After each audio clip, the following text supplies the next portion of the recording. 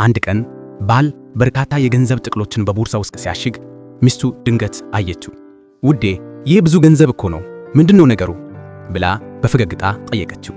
እሱም ፈገግ ብሎ ለነፍሰ ጡር እህቴ ነው $100,000 እንደሚያስፈልጋት ተናግራለች ሲል መለሰላት። ሚስትየው ለአፍታ አሰበችና ታውቃለህ ውዴ፣ አብዛኛው ሰው ይህን ያህል ብር በዓመት ውስጥ እንኳን አያገኝም። ግን ቤተሰብን መርዳት አለብን አይደል? እኔ ቤተሰብን በመርዳት ላይ አይደለሁም፣ ነገር ግን እሷ በእውነት ቤተሰብ መሆኗን ማረጋገጥ አለብን አለችው በጥበብ። ባልየውም ራሱን ነቀነቀና ልክ ነሽ፣ እኛ በራሳችን የችግር ጊዜ እሷ ልትረዳን እንደምትችል እንወቅ አለ። ከዛም ባልና ሚስቱ እህቲቱን ለማየት አብረው ሄዱ።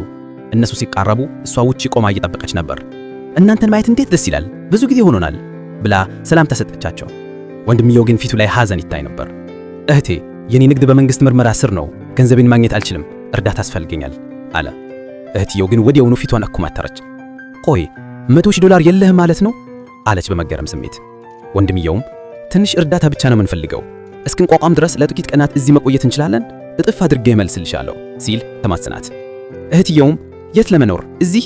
አይ ትክክል አይመስለኝም አለች መልሳም ወደ ኋላ እየተመለሰች። ባሌን መጠየቅ አለብኝ፣ አትከተሉኝ አለች። ከጥቂት ደቂቃዎች በኋላ ባሏ ተቆርጦ ወጣ። ይኩርታ ግን እኛ ልናስተናግዳችሁ አንችሉም፣ የቤት ኪራያችን በሚቀጥለው ወር ያበቃል አለ።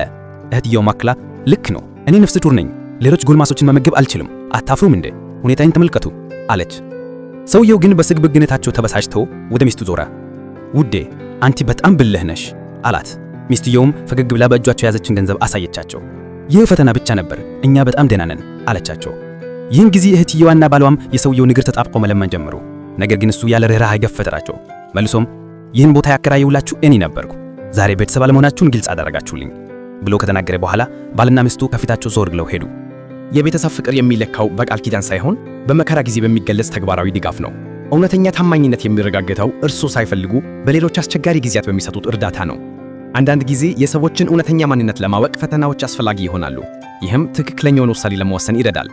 ራስ ወዳድነት ጊዜያዊ ጥቅም ሊያስገኝ ቢችልም በመጨረሻ ግን ውድ ግንኙነቶችን ያጠፋል።